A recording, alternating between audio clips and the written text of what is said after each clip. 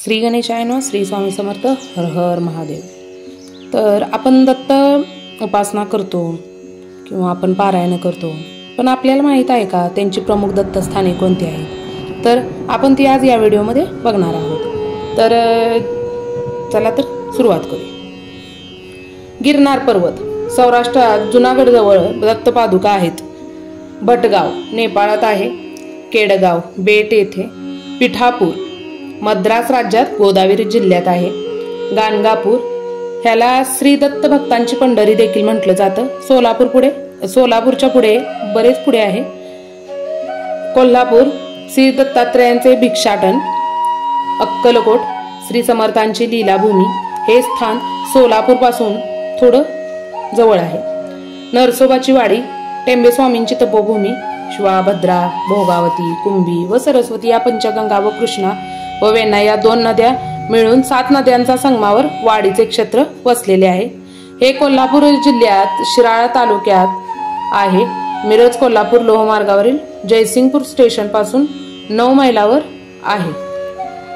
नंतर औदुंबर हुबळी मार्गावर आहे. माणिकनगर मद्रास रायपूर मार्गे जाता येतं. सुचिंद्रम कन्याकुमारीच्या अलीकडे. माहूर श्री गुरुचरित्रांचा मातापूर म्हणून उल्लेख आहे. भुसावळ नागपूर मार्गावर.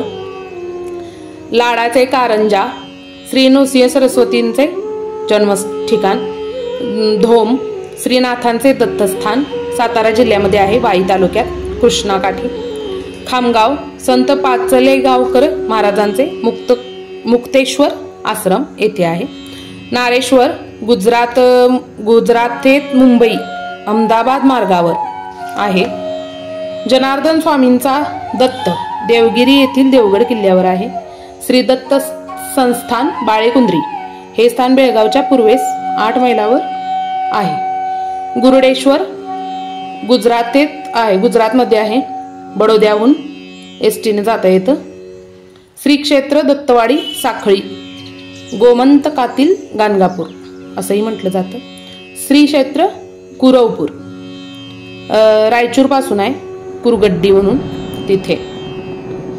तर असे बरेच निवासस्थान किंवा जन्मभूमी आहेत. याशिवाय आणखी बरेच दत्तस्थाने आहेत. तर कसा वाटला तुम्हाला हा व्हिडिओ नक्की कमेंट बॉक्समध्ये कळवा.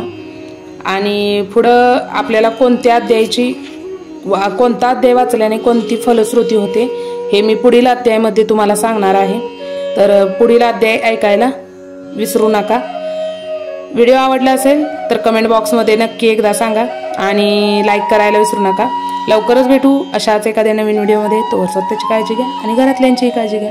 श्री गणेशाय नमः. श्री स्वामी समर्थ. हर हर महादेव. लाईक करायला विसरू नका. धन्यवाद धन्यवाद धन्यवाद.